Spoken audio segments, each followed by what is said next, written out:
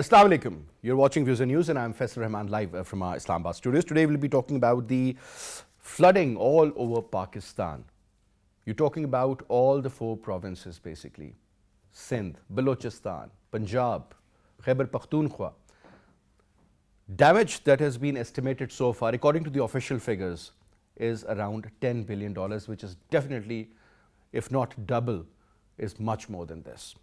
You talk about the loss of cattle, you talk about the livestock in general, you talk about the precious lives that were lost during these floods, over 1,400 now.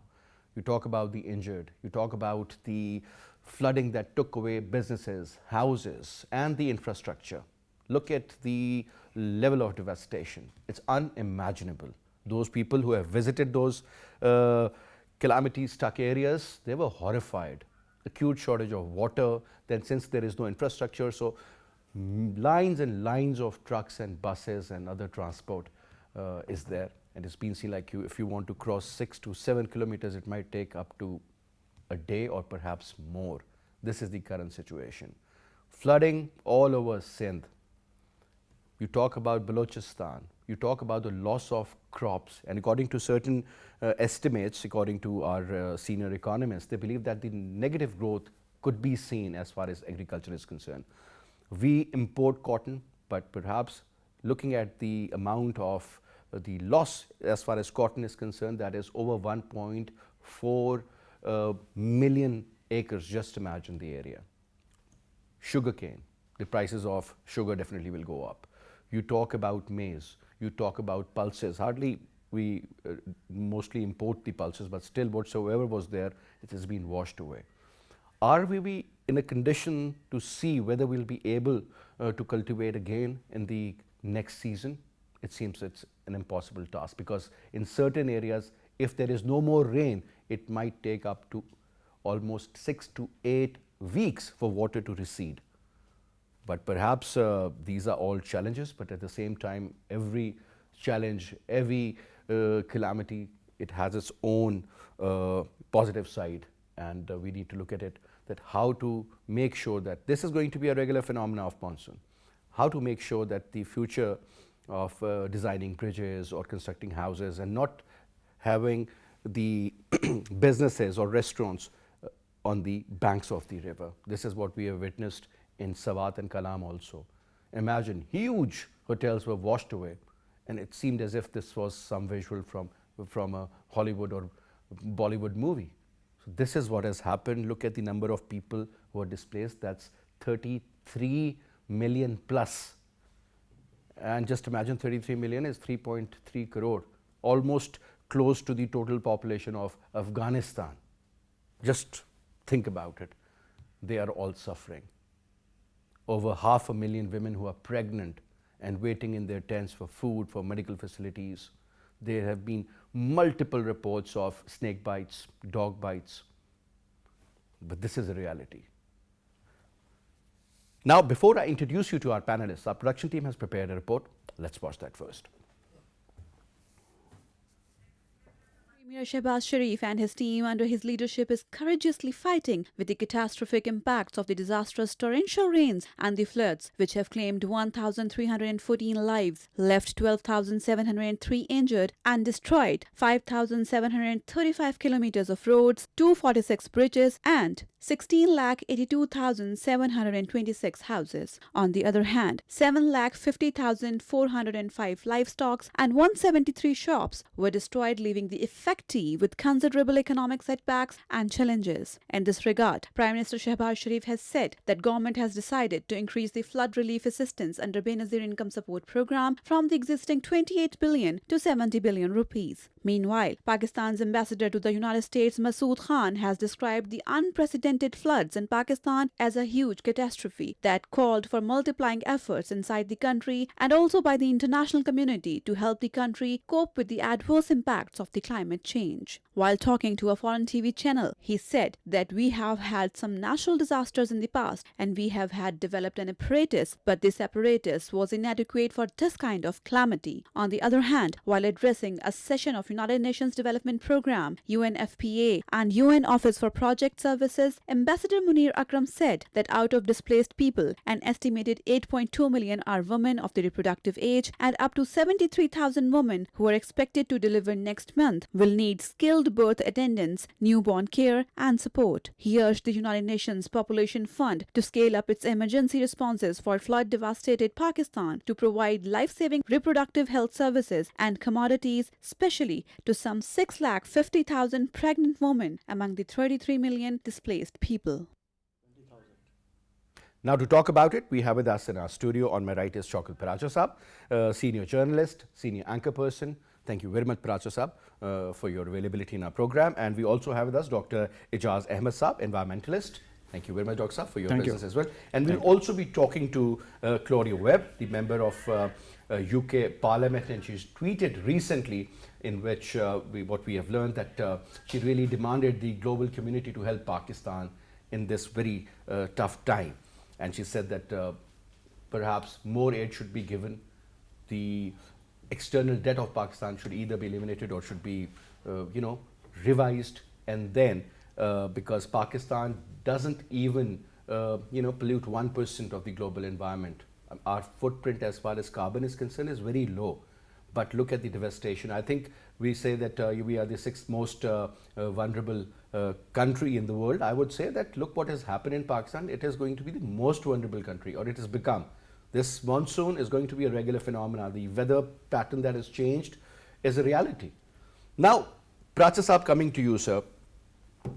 Since you visited certain areas, and I watched your television programs also, you were in Nushaira and certain other areas, and now you again plan to go deep into South Punjab and in Sindh also. Sir, this catastrophe that we have witnessed, and the one we earlier witnessed and reported about also in 2010, if you remember, sir, around 12 years ago, or go prior to that, 2005 earthquake, but that was on a limited area.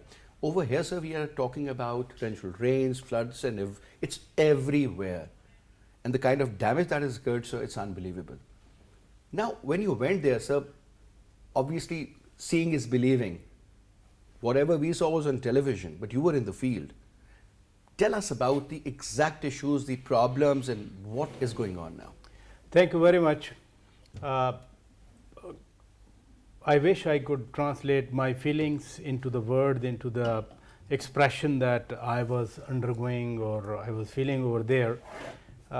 In 2010, I also visited these areas and covered. In fact, from Charsadda to Sakhar and Ladkana, I was all along, traveling on the river bank in 2010. That was flood, in fact. This I do not say floods. There is no flood in the Indus River at the moment, These are the torrential rains, basically. I mean, if 500 times more than the normal monsoons, what do you expect will be left over? And what I have seen or you have seen, basically, that is on the roadside pictures. If you are living on the roadside, you have a mobile, you made a footage, and you put it on the web internet, and then I as a media man, you as a media man, we ran it on TV channels. This footage is not from a professional photographer or cameraman. So certain angles of human concern, they are missing in it. For example, we were just talking about the heavy water flow in the Swat river, because on the roadside, if I was there, Dr. Saab was there, or you were there, you made a picture, a footage, a visual. The element of rain that was on this side of the mountain, which is on the river Swat, we have captured. Similar amount of water that fell on the other side of the mountain and was not visible from the road side, So what about those people, how they suffered, how they lived? I don't know, because if 10 days was the heavy rains, for 10 days nobody could go on the other side. In 10 days, the bridges collapsed, the road network washed away. Correct. So, still I do not know as a media person what is the fate of the people on the other side of Swat mountain or particularly on the other side of Koh Suleiman mountain, because on this side of Punjab in Koh Suleiman, whatever the torrential water was, we call it Rod Kohi. The gushing water swept everything, all along, but similar amount of water also was gushing on the other side of the Koh Suleiman, which is in Balochistan. No communication, no electricity, no mobile footage, no roads, Even if today, if the rail track between Lahore and Karachi is suspended, imagine the plight of the people in Balochistan. Nobody knows about their plight, what happened with them. And second phenomenon, especially in the southern KPK, Balochistan, South Punjab and Sindh is, all across these are the mud houses, Yes. or the mud bricks. If water is flowing, for every 25 millimeter of water or 25 millimeter of rain, it is 1 feet of water. So, 50 millimeter of rain, 2 feet of water on the surface. So, if 1 feet was flowing in the mud walls, that weakened the mud, the foundation of the mud wall. Then the gushing water swept away everything. The walls are muddy, with they are built by mud, and the roof is with these woods, all along woods, no lantern, no cementing, etc. So, mud walls swept away, and the roofs were floating on the water because of the wood. So, virtually when you count that 1000 people died or how many villages they are washed away, the entire villages are washed away. You cannot now see whether it was a village over there or not, So, this counting of the dead bodies is all misleading. The destruction caused, devastation caused is all misleading, because even today we cannot go there. So, for example, the last 2-3 weeks. For example, if I talk about Balochistan, from Yob to Quetta, it was suspended. From Quetta to Sibbi to Sakhar, only yesterday Bibi Rani bridge is restored, only yesterday. So, what happened from Quetta, Sibbi, Sakhar, I do not know. So, from Quetta, Pishin, Ziyarat and then Rakni to the south of Quetta, today till today is suspended.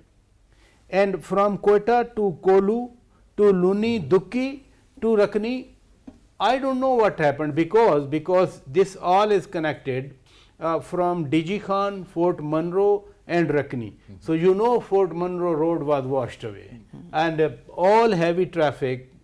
I was watching that all the heavy trawlers carrying goods from Punjab they were stuck up. So, what happened from Fort Monroe, Rakni, Kolu, Loralai on the other side till Quetta, still I do not know. Somebody sent me a footage between Moro and Sakhar. It's about over 150 kilometers. The entire road was underwater, sir. Yeah. And that road was much higher as compared to the grounds alongside. Just imagine the water. I mean, it seemed as if they were in a boat and traveling in some sea or something of that sort, because you could just see water everywhere. And just imagine the entire trunks of the trees, they were underwater, and you could hardly see as if they were bushes. They were not bushes, they were proper tall trees. Right. So, this is the condition. Dr. Saab, now, we did not learn anything from 2010, to be very honest. Yes. And we haven't learned much from 2005 also. Now, sir, according to the scientists and the environmentalists like you, they have said that this is not something which has just happened for once. This is going to be a regular phenomena. There could be a huge shortage of water in the form of drought, or there would be floods, something of the similar sort. And every year, because the global weather pattern has changed for various reasons, we can always talk about that also, this is going to bring in floods of this sort, torrential rains, heavy monsoons, changing pattern, rains in Balochistan. This is going to be a regular feature. Yes. Dr. Saab, what to do now? Well, I think we need to learn in any way. I mean, like for our existence, it is very important that we should realize that this is a reality. It is not like just talk. It's reality. And then 2010, as mentioned by all the media and public, that 2010 was a disaster. But I think this is a super disaster, or even there is no word to explain the havoc, the kind of damages that has happened. And as you mentioned, I think the overall globally the situation has changed tremendously. Northern part of Pakistan was not part of the monsoon rain, and similarly Balochistan was actually out of monsoon range. Is it shifting towards the west, sir? The monsoon it seems like it is shifting, because this is not the first year where we are facing such rains in Balochistan. Oh, yes. We have been seeing that, and then the climatic catastrophe that happened before the rains. We had April, May, June, the hottest months globally. So there were few cities in Pakistan Start which were of May, one day I remember it was around 44 degrees in May. So but in Jacobabad, even in March it was very very hot. Because there is no more spring. Hottest, yeah, exactly. So we are now ending up with 2 seasons, summer and maybe winter, and both are very extreme seasons. Even during the winter season we had. We are on equator, so extreme weather is there. Yeah, as you know what happened in last winter. People got stranded in Murray, and there was another disaster. Yeah. So as you said that we are not learning. Again, I mean, you have raised a very important point. There was snow in that area. Obviously, you can't expect snow in Pindi or Islamabad. Perhaps you will at the end of the year. You never know, after 15 years, you'll be having similar situations. So that was abundance of snow. Yes. Snowfall, and in a very short period of time, right? Just like a cloud burst. Exactly. But this was similar, but snow it was burst, snow burst. Yeah. Snow burst, perhaps. Yeah. It is. I mean, like over a period of time, we have developed certain mechanisms. We have developed very wonderful documents in the form of climate change policy, in the form of disaster protection plans. So all these documents are available, and there are various interventions, recommendations, which are I mean, like who is going to do what, when, how. All these things are there, short term, long term, medium term, but unfortunately we are not implementing to that extent which is required. But one thing I must appreciate, that the early warning systems, they were quite effective in a sense that people were evacuated, or people were and we did not do anything. Well, still I would say if they would have actually like not listened to it, the disaster would have been with more mortality. So it's very unfortunate in a sense that the funds that are required in order to like implement certain structural, because there are various ways. One is nature based solution, which are quite simple, and then they don't need that kind of funds which we actually are asking. But then there are infrastructure which is required, and that is very important, because you need to have both environmental as well as. Interestingly, according to one of the reports, they said that when you look at the glacial overall ice in Himalayas and in this particular region, sir, after North Pole and South Pole, this is the maximum. Yes. So if there is an increase of 0.5 degrees, obviously that's the difference between ice and water, sir. Yes. So are we going to keep on seeing this every year? Like this would be the flood in the rivers. Rain is a separate issue. But sir, we haven't been able to sort of, make any proper dam which can hold this clean water. and glacial water, drinking water for multiple purposes. Yeah, yeah. But imagine in 2010, the estimates were that we lost about $120 billion worth of clean water which went into the sea. Right. So this time, if you're looking at it as a super flood, Yes. means perhaps The huge- loss is huge loss. tremendous from that point of view, and these there are like different glacier lake outburst floods, which is basically what happens is when glacier something like slush. when comes glacier melts, it forms a small lake, and then it keeps on like accumulating water, and ultimately whenever it finds some we can point, so it was just just bursts. like a dam. if it's Exactly, broken, right? exactly. Sir, And if you it's allow quite me- dangerous. If you allow me, sir, we've been joined in by Member of Parliament, United Kingdom, Miss Claudia Webb. Thank you very much, Claudia, for joining us. Thank you. I'm happy to join you. Yeah. Obviously, Pakistan Claudia, I is was going through the so worst happy crisis to ever. see your tweets and read them because they were so positive about Pakistan, the kind of problems the country is going through. Honestly, I've got two gentlemen here in the studio. One is a senior journalist, one is an environmentalist. This is going to be a regular feature, a regular phenomena now. The global weather pattern has changed, global warming is taking place, and obviously whatever we have seen this time was not only that the glacial ice melted and or perhaps the cloud bursts occurred and resulting in flash floods, torrential rains all over Pakistan in an unbelievable amount. Ma'am, now we are practically looking forward for help from the international community. We have nothing as such as far as the carbon footprint is concerned in the environment. But ma'am, it is generally, just imagine 500,000 pregnant women are all in the stuck areas where the water is from 10 feet to 15 feet in certain areas. Acute shortage of clean drinking water, medicine and food. Lines and lines of truck carrying vegetables and fruit, they're stuck because the infrastructure has been badly damaged. Ma'am, your take on the overall situation? Well, it's absolutely devastating. The reality that 1/3 of Pakistan is submerged in water, that is the reality of climate change. This is unprecedented for Pakistan, and the world cannot ignore or just stand idly by. Of course, Pakistan needs urgent action, focus, and funding for the people of Pakistan.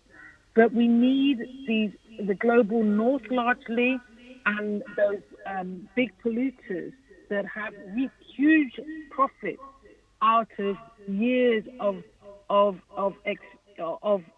climate of fossil fuel endurance. We need them to decarbonize and end to fossil fuel. Otherwise, what's happening in Pakistan will go on and on and on. And Pakistan, which has not caused the climate crisis in the first place, will suffer from the greed of these big polluters and the greed of the global north countries. Ma'am, that is a reality, but at the end of the day, Pakistan is a third world country. Pakistan is a poor country as compared to many. Pakistan has the 5th largest population, mostly rural, living in these areas. We are an agro-based country, and we have totally lost our seasonal crop this time. You talk about cotton, you talk about sugarcane, wheat, maize, you name it. Yeah, but in Pakistan, this is not about a charity at this stage. This is about compensation and in a sense, reparations, climate reparations for that which it is that big corporations and global north countries have done for years. Basically, they must fix what they have broken for millions of people in Pakistan. The colonial past is one thing, but in a sense, we're talking about the exploitation of billions from the global south, and the global south countries like Pakistan are bearing the brunt of the greed elsewhere. And right now, Pakistan needs aid, yes, but it needs compensation and reparation for that which was created the world can see now. We can't shine our cameras to the situation today and tomorrow we ignore what we have just seen. The reality is it is something that the world has to wake up to, particularly the global north countries, because it will be Pakistan today and other countries tomorrow. We can't stop until we end fossil fuel use and that we protect Pakistan. Pakistan is paying more, will end up paying more in debt to the IMF and the World Bank than it has available to support its own people in this time of crisis. I've said that the debt must be cancelled and Pakistan must instead be given the help and the support and the funding that it deserves, and in fact the compensation and the reparations that it deserves.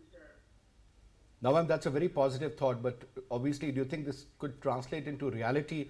Because looking at the situation, ma'am, on one side, the kind of heat wave that we experienced in March, and I remember, because I was born in March, whenever my birthday used to be, when I look at my old pictures, I was wearing a sweater. So that means that when we were growing up, March was a cold month. But now, ma'am, the temperatures, they hovered well over 40 degrees centigrade, imagine, in the month of March. So on one side, extreme heat and drought. On the other side, extreme monsoon and this sort of flooding. Obviously, ma'am, Pakistan needs a lot of international support. Because, when you talk about the climate change issue or the kind of, talks that were held in France, if you remember, Paris. And then they realized, but at the end of the day, the two countries, one is USA, the other is China, they pollute the most, and they are the two richest countries in the world as well. Don't you think, ma'am, now a certain amount of money should be kept in a certain fund where whenever such disasters take place, that should be immediately released? Like what we saw, something on war footing, like during the COVID days, or perhaps during the 2005 earthquake in Kashmir, where almost if you talk about the size, just imagine the entire Switzerland, that is the size of Kashmir and the area which was reconstructed, and it took us almost 15 years, and still much work hasn't been done. So, ma'am, what would you suggest? Well, you're right to speak of the high levels of record-breaking temperatures that Pakistan has suffered. In fact, it is in Pakistan where the highest recorded temperature ever was made in May 2022 at records of 51 degrees Celsius, in some places 53 degrees Celsius. Pakistan is at the epicenter of climate catastrophe, and it's because of that I've called for a global climate tax. That means, as you are indicating, that countries in the global north and elsewhere that have been extracting fossil fuels since the start of the Industrial Revolution and since the imperial and colonial agenda started, since the Battle of Empire started, countries like the UK, like Britain, have been extracting fossil fuels and causing the climate breakdown that we now see. Those countries need to now pay for this climate catastrophe, and Pakistan should be compensated. It is not charity, it's compensation for being at the epicenter of climate catastrophe. Pakistan is facing the worst kinds of pressures right now, and therefore they deserve the support that is needed in the form of compensation and in the form of reparations and in the future. If a global climate tax can be built, then Pakistan should be getting some of this resource to build the mitigation and the preparedness for future atrocities. Months of record-breaking temperatures have been followed by equally unprecedented levels of rainfall and indeed the melting of your glaciers. This has to be addressed. And the people cannot suffer in the way that they have suffered. The loss of life is unacceptable. The fact that people are facing food insecurity is unacceptable. The people need help right now, but there has to be a long-term reckoning in terms of ensuring that fossil fuel use is ended, that the corporate giants that are more interested in taking over the land, the farmland in Pakistan, than building the resilience that is necessary, they must be reined in and their fossil fuel use must be stopped. Pakistan needs compensation and it needs reparations now, and the world must act. Thank you very much, ma'am, for your comments. Thank you very much once again. Now, sir, a parliamentary member from the United Kingdom, she's very right that, this is not Pakistan's fault, but we are facing everything. You have seen the overall response from the international community that has been very encouraging. Very encouraging in a way. Encouraging yet not enough, sir. Let me make my argument, that has been very encouraging in a way that they have been responding to the humanitarian, needs at the moment. Like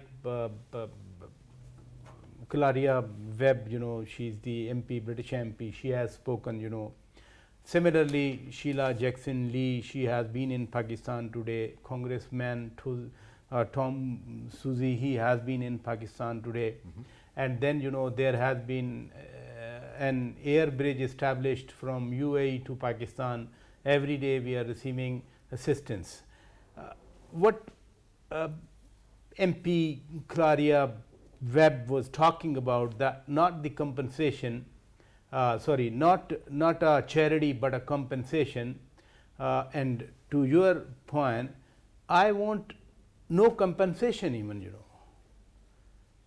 If Pakistan has not been an actor in warming, in the global warming 1% emission, and if we are facing the brunt like this, I mean, it's not that the heavy monsoons.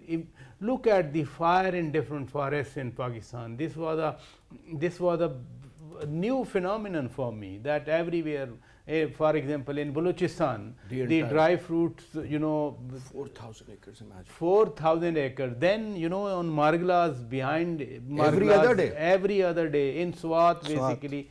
And I was, Dr. Saab, really amazed that sometimes I thought maybe this fire is engineered one, that some people, behind this fire, that everywhere Jacobabad getting over 50, hottest city in the world, not only in Pakistan. Similar losses we have also suffered because of international community, and that was in the war against terror. Over $100 billion Pakistan suffered. People say it's a misgovernance in Pakistan, it's a bad governance of Pakistan. If a country has suffered consistently for 20 years, how can that country, sustain itself, sustain its economy?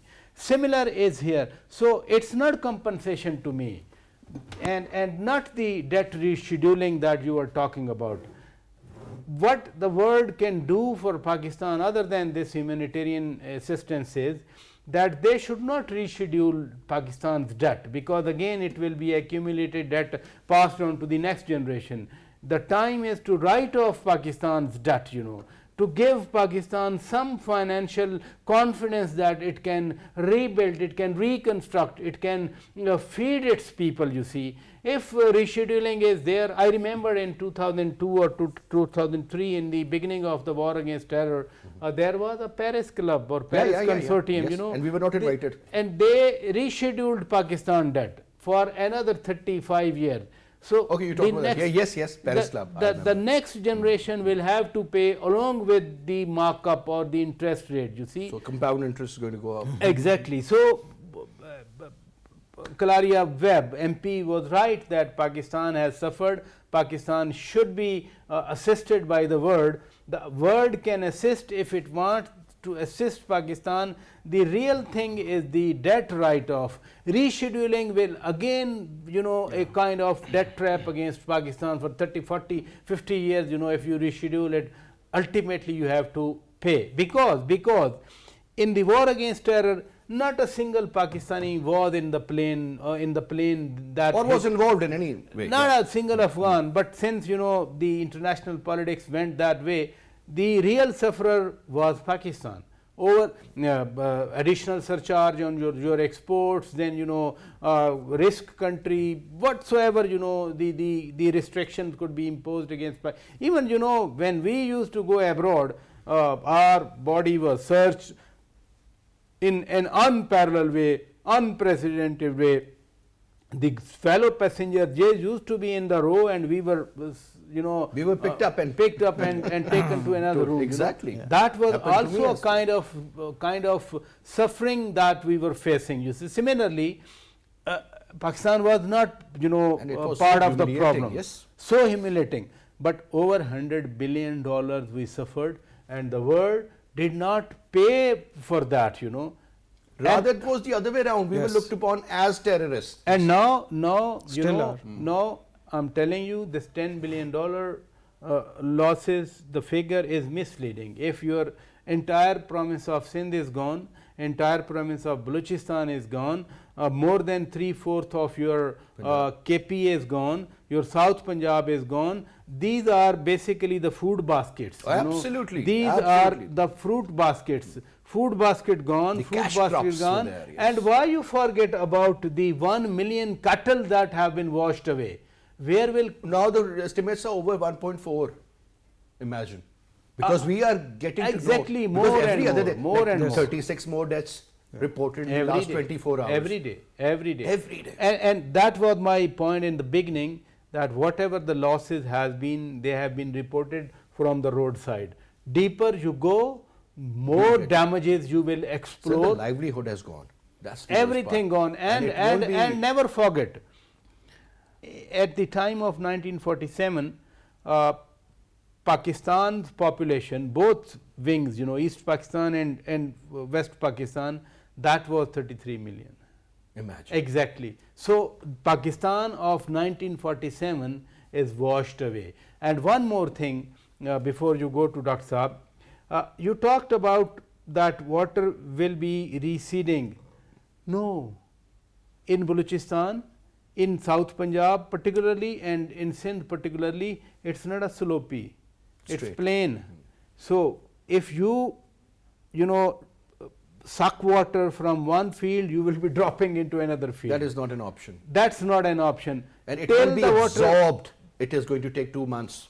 No, not absorption, because for that much water, the underground Saturated, seepage is yeah. already over. Saturated. No capacity. It has to be evaporated. It has to be evaporated, and especially And when the now winter is and winter it's is no more approaching. summer now, sir. It's winter. It will take Winter. more. That's what I am saying. So till the water is evaporated, dried up, you have to live with this water. The population, entire Very, very population, unfortunate. has to live with this water. Absolutely. Now, Dr. Saab, people talk about building dams, cleaning the canals or the waterways, basically, make sure there should be no more encroachment, because encroachment has always resulted in a disaster. So look at Karachi, look at any place, sir. Yes. I mean, this hotel, which was washed away, I mean, I felt bad. But the point is, sir, that was right in the middle. I mean, what was the point? I mean, if you go to the court that, this is wrong. We have a place in Dunga Gali, sir, and practically speaking, sir, now what I witnessed about a few months ago, that they are excavating the mountain and building something inside. So no retaining wall can hold a mountain. Yeah. Who is giving them the Permissions, permission to NOCs, construct houses? I mean, because That's- they are making the entire place vulnerable. Wrong decisions, Yes. perhaps, sir, has led us to this. Exactly. I think if we see, there are various laws which are existing, especially related to riverbed, that you cannot construct any structure beyond certain, like within 200 feet limit of the boundary of the river. But this structure was actually inside the river, and if you see in Kalam or in the Swat area, Madian, Bahrain, most of the structures are actually existing in the, and similarly if you go down in Sindh, river bed is occupied. In Rawalpindi, Lahi is a good example where every year when this flood water, rain water, it comes, it creates havoc, and people die because of when it swells, it takes away everything along. But then there are rules. If I start anything near my house which is not legal, the authorities, they will come and they will demolish it within a day or two. But this massive you structure, must have seen Kashmir Highway, sir. On the left, and there are so many big structures like these wedding halls and hotels and restaurants. They were all demolished. Exactly. Because I mean, if they can do it here, why not at the place where you will practically, if you don't do that. Exactly. So, but another thing which I would like to actually mention here, that at the international level, when all the convention, climate change conventions were being discussed, there is a mechanism which was actually proposed, loss and damage mechanism. And that was not actually discussed, because it was being supported by poor nations or developing countries, whereas most of the root causes of these losses are all the developed world, or like so-called, I won't say that they are developed, they are actually developed at the cost of damaging the future of many countries like Pakistan, and we are suffering. We have been talking a lot that we are not contributing to that extent, but there should be a mechanism at the international level where there should be a recognition by international bodies that something of this nature, if it happens, as you mentioned about maybe some disaster related support or something like that, that mechanism, because the damage that we are assessing. The problem will start now. Yes, low clean drinking water, diseases, exactly, skin diseases, gastro issues, so much. Agriculture, your food security issue, actually that is something. I mean, rice crop has gone. Also a part of your national security plan, the food security and the water security. And climate change even, sir. Exactly. The new national security. It has this. It encompasses all.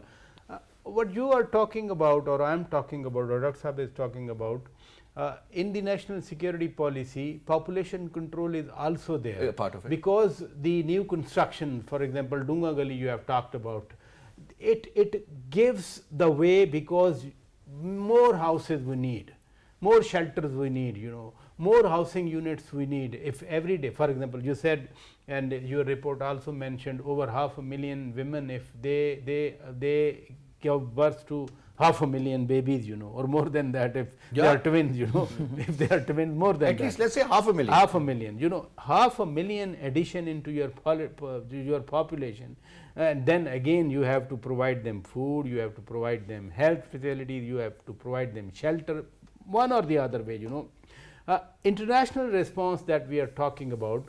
I'll say thank you very much to every country, every parliamentarian, or every congressman or congresswoman or MPs in different countries, but still the response is up to the humanitarian one.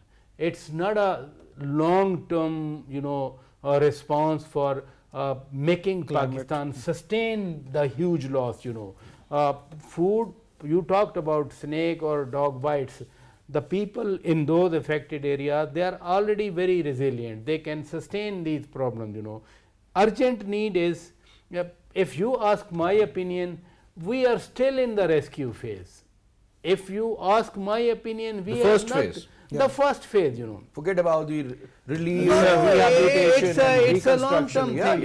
Exactly. We have to save their lives. This is going to take years. We have to save their lives, save from hunger, save from further climate problem because still we are in the monsoon. Oh, It's yes. not over. Oh, yes. The Met Office said by 15th of September the New spell. new spell will be there. The way it Multiple rained spells, this morning, I mean, it was horrific. horrific, So first of all, we have to save them, save their lives. We have to pull them from the vulnerable position, and for that Bring them to safety, massive yes. effort is needed. I think the entire nation needs to put their effort in, because it's not only the job of the military or certain organizations or NGOs for that matter. But anyway, Prajasab, since I was told to wind up the program, thank you very much for your very important opinion, and sir, thank you very much for your input as well, sir.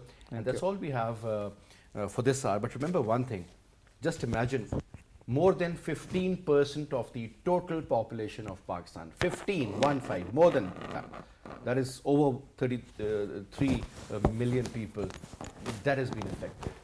And now let's hope and pray that the outbreak as far as diseases are concerned, that could be limited. But that is again something which we have witnessed earlier. Whenever there's a flood, this happens.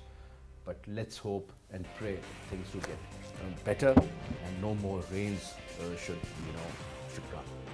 I'll see you tomorrow at 8:05. Till then, you take good care of yourself. Khuda Hafiz.